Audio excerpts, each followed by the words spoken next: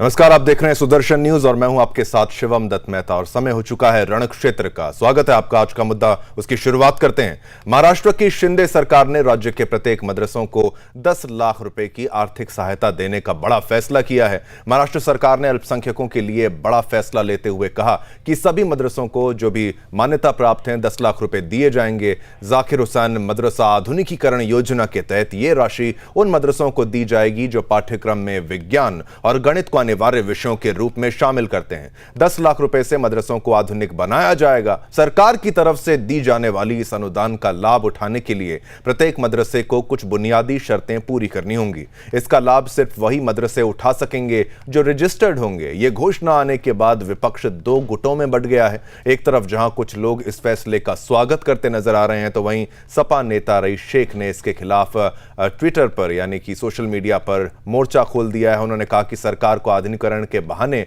मदरसों के कामकाज में हस्तक्षेप नहीं करना चाहिए। इस तरह के किसी भी प्रयास का कड़ा विरोध किया जाएगा। इसी बीच रजा अकादमी के अध्यक्ष सैयद नूरी का भी बड़ा बयान सामने आ गया। उन्होंने कहा कि सरकार मदद देकर मदरसों को अपने अधीन करना चाहती है, साथ ही मदरसा के उलेमाओं को अपना गुलाम बनाना चाहती है। जैसे स्कूल यूनिवर्सिटीज में कुरान नहीं पढ़ाई जाती, उसी तरह मदरसे में भी मैथ्स और साइंस पढ़ाने का कोई तुक नहीं बनता। सैयद नूरी का यह बयान बेहद अटपटा है। यह उनकी मानसिकता दिखाता है। उनका एक बयान है कि सरकार मदरसों को और उलेमाओं को सरकारी नौकर बनाना चाहती है और मदरसों से उनकी आजादी छीनना चाहती है। सवाल यह उठता है कि शैक्षिक स्थान के आधुनिकीकरण से तो छात्रों को बेहतर शिक्षा का अवसर मिलेगा, उन्हें और आधुनिक अधिक सीखने को मिलने वाला है, साथ ही भविष्य उज्जवल होगा। ऐसे में यह सरकार की गुलामी कैसे हुई? सवाल यह भी है कि क्या बच्चों की बेहतर शिक्षा इस्लाम के लिए गलत साबित हो सकती है, जैसा कि यह कह रहा है? और नूरी को सरकार के नियमों से समस्या है या सरकार के दिए जाने वाले पैसों से,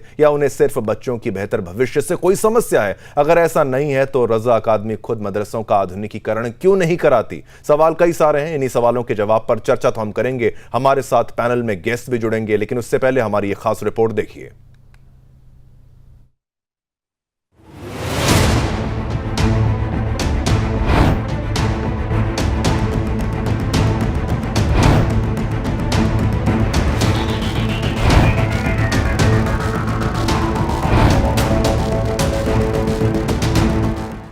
महाराष्ट्र की शिंदे सरकार ने राज्य के प्रत्येक मदरसे को 10 लाख रुपए की आर्थिक सहायता देने का फैसला किया है। मिली जानकारी के मुताबिक महाराष्ट्र सरकार ने अल्पसंख्यकों के लिए बड़ा फैसला लेते हुए कहा है कि सभी मदरसों को 10 लाख रुपए दिए जाएंगे, जिसके बाद मदरसों को कुछ नियमों का पालन भी करना पड़ेगा। जाकिर हुसैन मदरसा आधुनिकीकरण योजना के तहत ये धनराशि उन मदरसों को दी जाएगी जो पाठ्यक्रम में विज्ञान और गणित को अनिवार्य विषयों के रूप में शामिल करते हैं। सरकारी अनुदान और योजनाओं के लिए पात्र होने के लिए मदरसों को वक्फ बोर्ड के साथ पंजीकृत होना आवश्यक है। इस प्रस्ताव के अनुसार इन मदरसों के छात्रों को धार्मिक अध्ययन से परे अपने शैक्षिक स्तर का विस्तार करते हुए सरकारी स्कूलों में भी दाखिला लेना होगा। इन पैसों का इस्तेमाल मदरसों की सुविधाओं को बढ़ाने, पुस्तकालयों की स्थापना, बुनियादी ढांचे में सुधार और मदरसा शिक्षकों के लिए वेतन प्रदान करने में होगा। शिंदे सरकार के इस फैसले के सामने आने के बाद से काफी मिलीजुली प्रतिक्रियाएं सामने आई। विपक्ष ने भी इसका स्वागत किया। वहीं समाजवादी पार्टी के विधायक रईस शेख ने कहा कि कड़े मानदंडों और एक उच्च स्तरीय समिति द्वारा योजना के कार्यान्वयन ने मदरसों के लिए इसका लाभ उठाना मुश्किल बना दिया है। शेख ने कहा कि सरकार को आधुनिकीकरण के बहाने मदरसों के कामकाज में हस्तक्षेप नहीं करना चाहिए। इस तरह के किसी भी प्रयास का कड़ा विरोध किया जाएगा। इस बीच रजा अकादमी के अध्यक्ष सईद नूरी का भी बयान सामने आया। उन्होंने कहा कि सरकार मदद देकर मदरसों को अपने अधीन करना चाहती है, साथ ही मदरसा के उलेमाओं को अपना गुलाम बनाना चाहती है। जैसे स्कूल यूनिवर्सिटीज में कुरान नहीं पढ़ाई जाती, उसी तरह मदरसे में भी मैथ्स और साइंस पढ़ाने का कोई तुक नहीं बनता। सोचने वाली बात यह है कि क्या मदरसा में पढ़ने वाले छात्रों को अच्छी सुविधा देना, साइंस और मैथ्स पढ़ाना उन्हें गुलाम बनाने जैसा है, या ये सिर्फ सईद नूरी की सोच को दर्शाता है? Bureau report, Sudarshan news.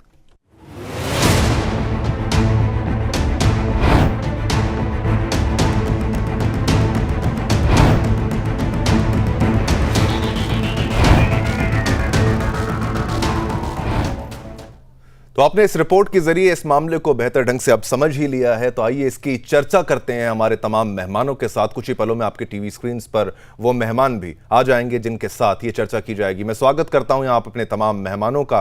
राजपुंज जी, नेता शिवसेना शिंदे गुट के, वो हमारे साथ हैं, आपका धन्यवाद आप यहां पर आए। संदीप चौधरी, राजनीतिक विशेषज्ञ, वो हमारे साथ है, आपका धन्यवाद आप आए। एच.एस. रावत जी, हिंदू धर्मगुरु, वो हमारे साथ हैं, और साथ ही साथ मेहताब उस्मानी, मुस्लिम स्कॉलर, आपका भी धन्यवाद, आप सभी यहां पर आए। शुरुआत करते हैं। मेहताब उस्मानी जी, सवाल आपसे है, अगर आधुनिकीकरण के लिए पैसा दिया जा रहा है, कुछ बातें कही जा रही हैं, कुछ शर्तें रखी जा रही हैं, कह रहे हैं कि विज्ञान पढ़ाया जाए, मैथ्स पढ़ाया जाए, सरकारी स्कूलों में आपको दाखिला लेना है, ये तमाम प्रावधान मुस्लिम बच्चों के लिए, मुसलमान बच्चों के लिए किए जा रहे हैं, फायदे के लिए किए जा रहे हैं, लेकिन सैयद नूरी की तरफ से ऐसा बयान आना कि भाई अगर सरकारी पैसा ले लिया तो सरकारी नौकर बन जाएंगे, किस हद तक आपको लगता है ये सही है, गलत है? आपकी प्रतिक्रिया क्या है सबसे पहले सर इस पर?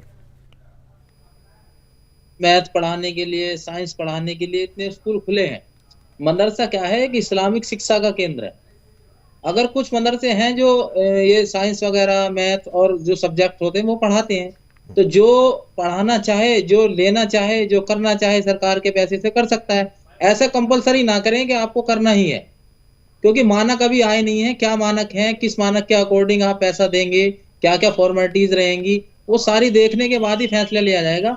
अभी ये भी कहना गलत है कि सरकार ने जो फैसला लिया है वो भी गलत है, उसके बारे में भी कहना गलत है। नहीं, आप मेहताब जी, आप मुख्य तौर पर ये कह रहे हैं कि साइंस और मैथ पढ़ाने के लिए अलग स्कूल है, उनका प्रावधान है। वो तो कह रहे हैं कि भाई हम आपके बच्चों को साइंस और मैथ भी पढ़ाएंगे, आप जो अपना पढ़ाना चाहते हैं, जो भी आपका इस्लाम की शिक्षा देना चाहते हैं वो आप देते रहो, लेकिन आप उनको अछूता क्यों कर रहे हो? साइंस मैथ अगर नहीं पढ़ेंगे तो क्या करेंगे फिर? क्या उन सबको एक प्रॉब्लम सुन लीजिए, प्रॉब्लम क्या आएगी? जहां इस्लामिक शिक्षा होती है, कल को आप कहेंगे कि हम टीचर भी आप अपने अकॉर्डिंग रखेंगे, वहां सिलेक्शन भी हमारे टीचरों को होगा, गैर मुस्लिम टीचर आएंगे, तो उसमें थोड़ी सी आपको ये किसने कह दिया गैर मुस्लिम टीचर वहां पर आ जाएंगे? ऐसी तो कोई बात सामने आई नहीं है, ऐसी कोई बात सामने नहीं आई है। या तो आप उसमें एक सेकंड सर, मैं जब पूरी कर लेने दीजिए बात प्लीज। या तो आप उसमें ये कंपलसरी कर दीजिए कि जो उसमें टीचर्स वगैरह रखे जाएंगे वो सब मुस्लिम ही होंगे मदरसों के अंदर। वो तो बिल्कुल है ही, उसमें कोई डाउट नहीं है। उन सभी का रजिस्ट्रेशन होने वाला है, उन सभी का रजिस्ट्रेशन होगा, पर मैथ्स और साइंस पढ़ानी वहां पर जरूरी हो जाएगी। इससे कोई परेशानी है क्या आपको? नहीं, देखिए, अगर कोई मदरसा नहीं चाहता कि मैं नहीं पढ़ाना चाहता तो मैथ और साइंस, मेरे पास टीचर नहीं है या मैं नहीं चाहता, एक मान के चलिए कि वो नहीं, तो उस पर कोई कंपलसरी तो नहीं है। मेहताब उस्मानी जी, पर बच्चा अगर मैथ साइंस नहीं पढ़ेगा तो किस हद तक ठीक है? ये किसी व्यक्ति को बच्चे का भविष्य चुनने का हक तो मैं नहीं मानता कोई दिया जा सकता है। राजपुंज जी, ठीक है, आपकी बात है, आपकी दुविधाओं का जवाब ले लेते हैं। राजपुंज जी, ये जो फैसला आया है, 10 लाख रुपए की बात दी गई है, 2 लाख रुपए से बढ़ा दिया 10 लाख तक, अब इसका फैसला लेने का अचानक से क्या महत्व बनता है? क्या ये फैसला आज ही ले लिया गया, कल ही ले लिया गया, या इसके पीछे कुछ आपने कोई थॉट प्रोसेस रही है, कुछ सोच विचार किया गया है? और मेहताब उस्मानी जी कह रहे हैं तो भाई अगर नहीं पढ़ाना चाहते साइंस और मैथ्स वगैरह तो क्यों पढ़वा रहे हैं आप? राजपुंज जी, जिस प्रकार से मेहताब जी बात कर रहे हैं, और मुझे लगता है कि शायद मुख्यमंत्री के बहुत ही असूल बड़े अलग तरह के हैं। और दूसरी बात, एक सेकंड जी, बनाया गया है इस प्रकार जो देने के लिए कहा गया मदरसों को, और 121 के लगभग रजिस्टर्ड जो वक्फ बोर्ड के अंदर आते हैं मदरसे, वो इसमें है। मेरी आवाज आ रही है? बिल्कुल ठीक है।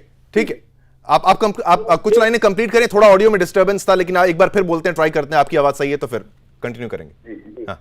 तो वो चीजें जो हैं उस प्रकार से जो ली गई, तो मुझे लगता है मेहताब जी, ठीक है, तब तक आपका ऑडियो यहां पर ठीक कर लेते हैं। संदीप चौधरी जी, आपसे मैं ये सवाल पूछूं, चाहे भाजपा की बात हो, चाहे शिवसेना की इस गुट की बात हो, जिस तरीके से भाजपा पर ये लोग विपक्ष के आरोप लगाते थे कि भाई आप मुस्लिम विरोधी, आपके तमाम जो फैसले होते हैं वो होते हैं, पर मैं तो देख रहा हूं कि भाई जो उनकी सरकारी स्कीम्स हैं वहां पर लाभान्वित सबसे ज्यादा मुस्लिम लोग भी हो रहे हैं, वो भी उसका फायदा उठा रहे हैं। अब यहाँ पर मदरसों की बात करी जाए तो वहां पर पैसे देने की बात आई, पहले 2 लाख था, अब 10 लाख करने की उसको बात आई। कुछ वहां पर उन्होंने शर्तें रखी हैं, पर वो शर्तें आपको कैसी लगती हैं, गलत लगती हैं, सही लगती हैं? और ये फैसला आखिर लिया गया तो क्यों लिया गया? क्या राजनीतिक दृष्टिकोण से इसको समझा जाए? बात शिक्षा की है, एजुकेशन की है, तो इसको आप राजनीति से ना जोड़ें तो अच्छा है। क्योंकि जिन बच्चों को आप धार्मिक शिक्षा देते हो, जब आप बताते हो उनको कि ये ताबीज हाथ में बांध लोगे तो आपको भूत प्रेत से बचाव हो जाएगा, तो कहीं ना कहीं अंधविश्वास पैदा होता है लोगों के दिलो दिमाग में। इसीलिए साइंस और मैथ को गवर्नमेंट जोड़ना चाहती है। मैथ को इसलिए जोड़ना चाहती है, जब बच्चा धार्मिक शिक्षा लेकर अपने परिवार से जुड़ता है तो उसको बाजार से जाकर के सामान भी लेना, उसको थोड़ा इतना मैथ आ जाए कि वो चीजें खरीद सके, चीजें समझ सके, कितना पैसा देना है, कितना लेना है। और साइंस को इसलिए जोड़ना चाहती है, साइंस बेसिक चीज है। अगर आपने थोड़ी भी साइंस को पढ़ लिया, थोड़ा भी समझ में आ गया, तो आप अंधविश्वास से बच जाएंगे। मुस्लिम समाज के अंदर अंधविश्वास बहुत ज्यादा है। देखिए, आपने सुना होगा कहावत है कि भाई आप एक्सपायर हो जाओगे तो ऊपर आपको 70 हुरे मिलेंगी। ये सब चीजें अंधविश्वास है। साइंस पढ़ने के बाद बच्चा अंधविश्वास में नहीं आएगा। ठीक है, मेहताब उस्मानी जी, इसका जवाब दे दीजिए, इसका जवाब दे दीजिए। क्या साइंस पढ़ने से यही दिक्कत है, क्या बच्चा समझदार हो जाएगा, कोई दिक्कत हो जाएगी? ये अननेसेसरी बातें हैं जो सर बोल रहे हैं। ऐसा कुछ नहीं है, कोई अंधविश्वास नहीं इस्लाम में। मुझे लगता है इन्होंने अभी इस्लाम को पढ़ा नहीं है। जिस दिन ये पढ़ लेंगे उस दिन इस तरीके की अंधविश्वास वाली बातें नहीं करेंगे, ठीक है ना। तो आप इस तरीके की बातें करके हमारे समाज को गुमराह ना करें, आप अपने तक रखें ये बातें, क्योंकि ये बातें हमें पता है क्या होता है क्या नहीं, आपको नहीं पता। जिस दिन आप पढ़ेंगे उस दिन बताना मुझे कि मैंने शिवम भाई हो सकता है ये कह रहा हूं, जिस तरीके से हलाला होता है, हलाला क्या किसी धर्म में एक ठीक चीज जाता है, कह सकते हैं। और ये आपको ताज्जुब होगा शिवम, हलाला गुरु हलाला भी होता है। आज मैं देख रहा था, ये ताबीज से क्या किसी के कष्ट दूर हो सकते हैं? ये कोई चीज देते हैं क्या, पढ़ने से भूत प्रेत हट जाएंगे? ये टोटल अंधविश्वास है, लोगों की आंखों में पट्टी बंधी हुई है।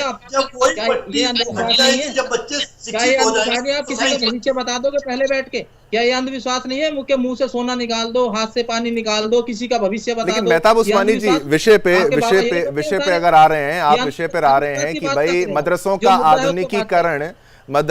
आधुनिकीकरण हो रहा है। आपने शुरुआत में ही कह दिया साइंस और मैथ नहीं पढ़ाना चाहिए भाई, उनको अनुमति, वो नहीं चाहते नहीं पढ़ाएंगे तो बच्चे ना पढ़े। पहले बात पूरी सुने करें सर, फिर बीच में हस्तक्षेप करें। अब बोलिए ना, मैंने क्या कहा, कंपलसरी ना करें, जिसकी मर्जी है पढ़ाए, जिसको सरकार नहीं, पर आपसे ना ले।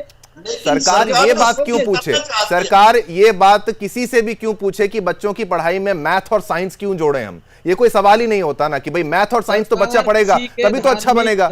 आप देखिए तमाम जितने भी राजनेता हो, नेता हो, मुस्लिम स्कॉलर, उनके बच्चे जाते हैं ना प्राइवेट स्कूलों में जाते हैं, मैथ साइंस पढ़ते हैं। आपको किसने कहा मदरसे से निकल के बच्चे साइंटिस्ट नहीं बनते? किसने कहा इंजीनियर नहीं बनते? तो फिर आप कह रहे हैं मैथ साइंस ना पढ़ाओ, तो सरकार वही तो कह रही है, तो फिर किस बात का विरोध है? सरकार के मदद के भी बनते हैं सर, बिना आपकी सरकार के मदद के बन जाते हैं। अच्छा, तो ठीक है, बच्चे पढ़ते हैं। अच्छा, मतलब मदरसे में आप कह रहे हैं मैथ साइंस ना पढ़े और वो बच्चा वो बन जाएगा, वहां पर मैथ साइंस साइंटिस्ट बन जाएगा। सवाल भी खुद ही करते हो, जवाब भी खुद ही दे देते हो। मदरसों में सिर्फ कुरान की शिक्षा दी जाती है, उसके बाद सारी शिक्षा। उस्मानी जी, आपने कहा मदरसों से वहां पर साइंटिस्ट नहीं बनते, आप कह रहे हैं खाली वहां पर धार्मिक बातें, कुरान की वहां पर बातें सिखाई जाती हैं, आप कह रहे हैं साइंटिस्ट बन जाते हैं। ठीक है, वापस आते हैं यहां पर। मैं एच एस रावत जी आपसे जवाब ले लेता हूं। एक तो दो बातें हैं, पर सरकार पर आरोप लगाया जाता है कि भाई आप कुछ यहां पर मुसलमानों के खिलाफ काम करते हैं, ऐसा तमाम आरोप विपक्ष लगाता है कि भाई ये मुस्लिम अपीजमेंट नहीं करते, ये सब नहीं करते, फायदा उनको कुछ नहीं पहुंचाते। लेकिन ये आए दिन कोई ना कोई नई स्कीम लाके दे रहे हैं, कोई मदरसों को पैसा देने की बात कर रहे हैं। भाई हिंदुओं के मामले में तो ऐसा मुझे कोई सुनाई नहीं देता, कोई गुरुकुल की बात सामने नहीं आती, कुछ ऐसा पैसा अनुदान वहां समझ में नहीं आता। क्या हिंदुओं के लिए प्राइवेट एजुकेशन है, ये बात स्वीकार कर ली गई है? और अगर मुसलमानों को दिया भी जा रहा है तो उसमें भी कोई एक सेक्शन है जो विरोध कर रहा है, कह रहा है भाई मदरसा में आप हस्तक्षेप ना करें। देखिए शिवम जी, ये लोग ये चाहते हैं कि ज्यादा ये पढ़े लिखे नहीं, ज्यादा एक थोड़ा सा पढ़ लिया, इस्लाम की नॉलेज ले ली, और जो ऊपर जो मौलाना बैठे हुए हैं ना, जो इनके दिमाग को हिप्नोटाइज करने वाले होते हैं, बस इस्लाम खतरे में है और पत्थर बजाना शुरू कर दो, है ना, और मारकाट शुरू कर दो, इतने तक ही इनको सिखाया जाता है। इनके दिमाग में ब्रेन वॉश कर दिया जाता है कि भाई तुम काफिरों को मारोगे तो तुम्हें बेहतर हूर मिलेंगी और तुम ऊपर जाकर के खुदा के पास चले जाओगे। जब एक 16-17 पायलट जिन्होंने साइंस भी पढ़ी थी, जिन्होंने मैथ भी पढ़ी थी और पायलट ट्रेनिंग कोर्स किया, और वो अगर ब्रेन वॉश हो जाते हैं धर्म के नाम पर और वो जाकर के 9/11 करते हैं, तो मुझे लगता है कि इन पे बहुत ज्यादा ध्यान देने की जरूरत है। इनको चाहिए सरकार को कि जो लिमिटेड एजुकेशन इस्लाम की चाहते हैं, कुरान की, अपने धर्म के लिए, मौलाना मौलवी बनने के लिए, वो तो करें।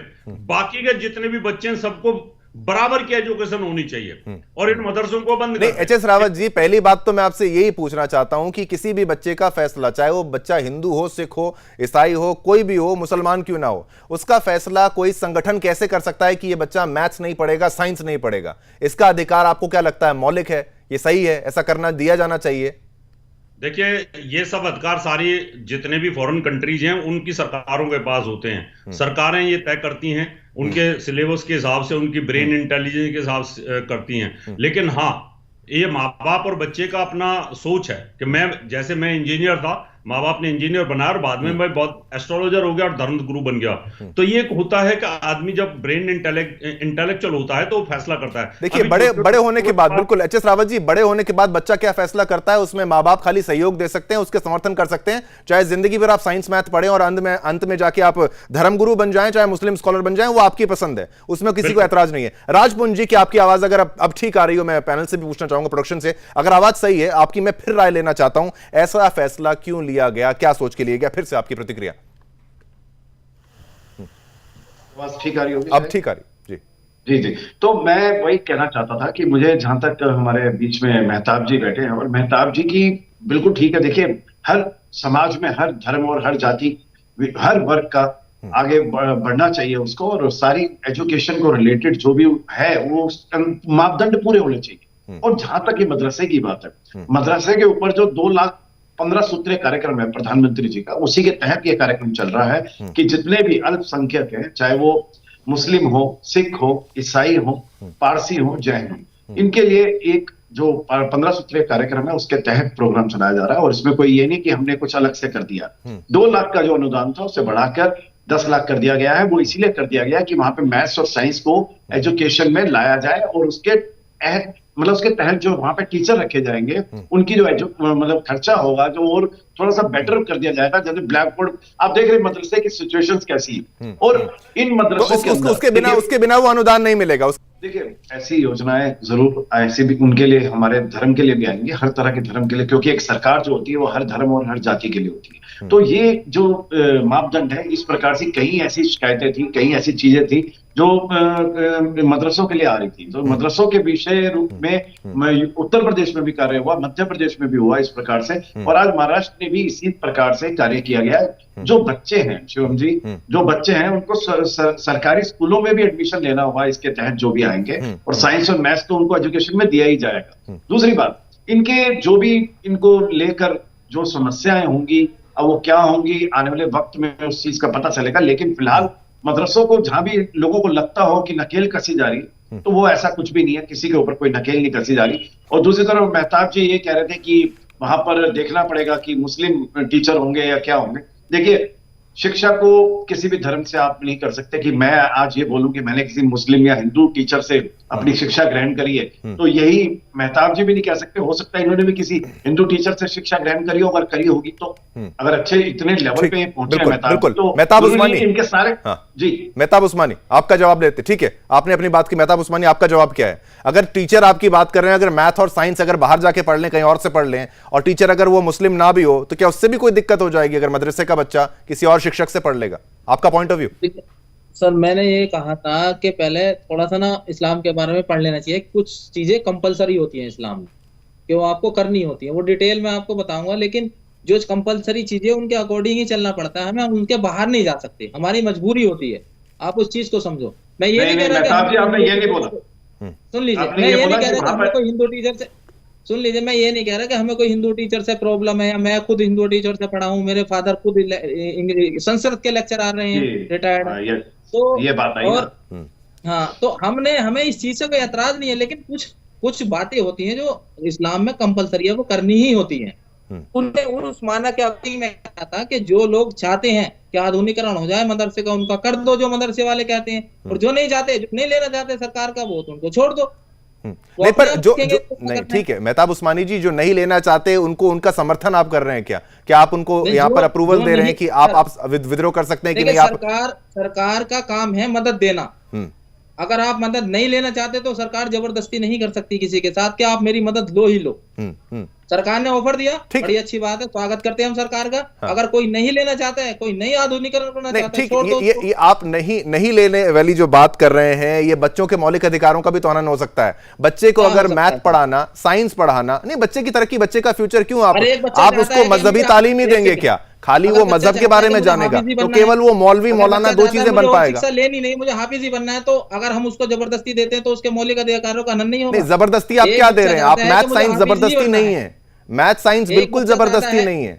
गणित पढ़ाना बच्चे के साथ जबरदस्ती है क्या? मैं अगर बच्चा चाहता ही है कि मुझे पढ़ना ही नहीं है मैथ, अरे छोटे से बच्चे से आप क्या पूछ रहे हैं कि आप बच्चे को बोल रहे हैं कि वो चाहता ही यही है?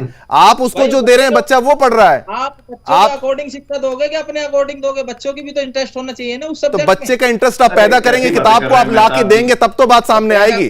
आप किताब दे ही नहीं रहे, आप मान ही नहीं रहे, सरकार आपको आगे बढ़ाने की बात करे। देखिए कई बयान सामने आए जहां पर कुरान की भी बात की, कंप्यूटर की भी बात की। आप आधुनिकीकरण के समर्थक हैं कि नहीं? आप आधुनिकीकरण चाहते हैं कि नहीं? मदरसों के बच्चे समर्थक, लेकिन हाँ, लेकिन बोल के तो फुल स्टॉप लगा दिया आपने। लेकिन जबरदस्ती नहीं, जो चाहता है उसका आधुनिकीकरण करो। जो नहीं आपके साथ कौन जबरदस्ती कर रहा है? वो कह रहे हैं, एक आपको आइडिया दे रहे हैं कि भाई आप यहाँ पर साइंस और मैथ पढ़ाएं, तो आप उसका वेलकम कर रहे हैं। आप पर्सनली बोलिए। देते हैं, बहुत अच्छी बात है, हम स्वागत करते हैं सरकार के इस फैसले। तो आप खुश हैं इस फैसले से? जो चाहे वो करे, जो ना चाहे वो छोड़ दे। ठीक है, नहीं आप खुश हैं ना कि भाई उन्होंने बोला ये अगर रहेगा 10 लाख रुपए देंगे, सही है, अच्छा है, सही है। मदरसे अगर आप दे रहे, सरकार पहल करे, अच्छी बात है, दो, कोई प्रॉब्लम नहीं। लेकिन सैयद नूरी फिर ये क्यों कह रहे हैं कि सरकारी गुलाम बन जाएंगे? सैयद नूरी ऐसा कह रहे हैं तो आप उनका तो पॉइंट ऑफ व्यू जो है वो गलत है, ये मानते हैं? इस दौर में कोई किसी का गुलाम नहीं बन सकता, ना कोई सरकार किसी धर्म विशेष को खरीद सकती है, ना अपना गुलाम बना सकती है। ठीक है, तो उनके बयान का खंडन भी आप कर रहे हैं? बिल्कुल बिल्कुल बिल्कुल कर रहा हूं मैं, ऐसा किसी का कोई गुलाम। संदीप चौधरी जी, ये आपकी इस पर टिप्पणी अगर मैं लूं, आपकी बात अगर रखूं तो ये कह रहे हैं कि नहीं पढ़ना चाहते तो नहीं पढ़ाया देना चाहिए, इंटरफेरेंस उतना करना चाहिए जितना जरूरी है, और बच्चा जो चाहता है सीखना वो सिखाया जाना चाहिए। पर यहां पर मिनिस्ट्रीज होती हैं, चाइल्ड डेवलपमेंट, विमेन डेवलपमेंट, ये तमाम मिनिस्ट्रीज होती हैं, उनका अधिकार होता है। देश तो एक है, कानून तो सबके लिए एक ही लगभग है, उसमें हस्तक्षेप हो जाता है क्या? ये धर्म के नाम से कोई प्रोटेक्शन मिलती है? देखिए शिवम भाई, हमें जो संकीर्ण मानसिकता है पहले तो उससे बाहर निकलना पड़ेगा। हमारे जो साथी हैं उन्होंने पहले ही ये बोल दिया था कि वहां पे सरकार ऐसा ना हो फिर हिंदू टीचर घुसा दे, वहां पे कंपलसरी करना चाहिए, रूल बनाना चाहिए, मुसलमान टीचर ही होना चाहिए। आप मुझे एक बात बताइए, अगर ABCD पढ़ाना किसी क्रिश्चियन को आता है, हिंदू को आता है, मुस्लिम को आता है, उनमें से कोई भी पढ़ा सकता है, उसके लिए बच्चे समान है, शिक्षा समान चीज है, तो कंडीशन क्यों होनी चाहिए? और ये चीजें गवर्नमेंट के रिकॉर्ड में आना इसलिए जरूरी है शिवम भाई कि कल कोई आतंकवादी पैदा हो जाता है, कल कहीं कोई बम विस्फोट कर देता है, तो उसका रिकॉर्ड कहां से लाएंगे? जब पढ़ा लिखे लोग होंगे, वहां पे एक टीम होगी, कोई साइंस पढ़ाने वाला टीचर भी होगा, मैथ पढ़ाने वाला भी होगा, उर्दू पढ़ाने वाला भी होगा, धार्मिक चीजें समझाने वाला भी होगा, और अंधविश्वास को हटाने वाला भी होगा। तो मुझे लगता है एक अच्छा माहौल क्रिएट हो सकता है और बच्चे आगे बढ़ सकते हैं, और ये देश हित में है। और देश की योजनाएं होती हैं, इतने बड़ी बड़ी मिनिस्ट्रीज हैं, लाखों करोड़ों का बजट। एक सवाल आपसे ये भी पूछ लेता हूं, एक सवाल आपसे ये भी पूछ लेता हूं, ये दोनों प्रवक्ताओं से, ये दोनों आपसे सवाल ये भी पूछ लेता हूं मैं। पूंजी, आपसे भी सवाल है कि सरकार पैसा दे रही है, लेकिन इनके पास वक्फ भी है, वक्फ के पास काफी पैसा है, सबसे ज्यादा जायदाद इनके पास है, बहुत प्रॉपर्टी है, और उनको रेवेन्यू जनरेशन भी बहुत ज्यादा है। तो क्या केवल सरकार को आवश्यकता भी है कुछ अनुदान देने की, कोई मदद करने की? देखिए शिवम जी, हाँ, देखिए है क्या, क्योंकि मदरसों की स्थिति बहुत ही बदतर है। हाँ, ये चाहे कुछ भी कहे, तो उसके लिए जिम्मेदार कौन है? उसके लिए जिम्मेदार कौन है? उसके लिए वक्त जिम्मेदार है, और जो यहाँ पर इस मदरसों को चलाते हैं वो भी जिम्मेदार है। कितने अनऑथराइज्ड मदरसे हैं जो चल रहे हैं, उनके ऊपर अगर जिस प्रकार से सिस्टम लाया जाएगा। और मैं दूसरी बात, अपने यहाँ जो भाई बैठे हैं, 10 सेकंड बस क्लोज करेंगे सर, इसको 10 सेकंड क्लोज करेंगे, फाइनल कमेंट। हाँ, जो मेहताब जी है उनका ये है कि वो मेहताब जी ये कहते हैं कि अगर उनके लिए तो बड़ी खुशी की बात है कि जो एक बार बार ये लगता है कि आतंकवादी गतिविधियां हो रही है मदरसों से, जो भी हो रही है, हर चीज इनरोल होगी, हर चीज एक सिस्टमेटिकली होगी, और कि जो भी ये बातें हैं कम से कम मदरसे पे उंगली तो नहीं उठेगी। तो उन्हीं चीजों को ये दुरुस्त किया जा रहा है, इसमें कोई दो राय नहीं, इसमें इनको स्वागत करना चाहिए, इसके ऊपर ये ऐसी बातें ना करें। बिल्कुल, सभी का समय का अभाव है, माफ कीजिएगा। सभी का बहुत बहुत धन्यवाद। राजपुंज जी का बहुत बहुत धन्यवाद, संदीप चौधरी जी का बहुत बहुत धन्यवाद, एच एस रावत भी हमारे साथ थे, धर्मगुरु उनका भी स्वागत है, धन्यवाद है, और मेहताब उस्मानी जी आपका भी बहुत बहुत धन्यवाद। तो मुख्य मुद्दा यह है कि आखिर जब सरकार मदद करती है तो उसका विरोध क्यों करा जाता है, और ऐसा क्यों कहा जाता है कि भाई आपको सरकारी गुलाम बना दिया जाएगा, और बच्चों को क्या पढ़ाना नहीं पढ़ाना ये देश का भी फैसला होता है। बच्चा, एक छोटा बच्चा क्या फैसला लेगा कि मुझे केवल ये मजहब की पढ़ाई करनी है, धर्म की पढ़ाई करनी है, साइंस मैथ नहीं पढ़ना है, ये उसको चुनाव करने का फिलहाल बचपन में तो हक नहीं है। बड़े होकर जो मर्जी वो करे। मुझे यानी शिवम दत्त मेहता को आगे दीजिए, कल फिर एक नए मुद्दे के साथ आपके समक्ष पेश हो जाऊंगा। तब तक के लिए हमारी तरफ से जय हिंद।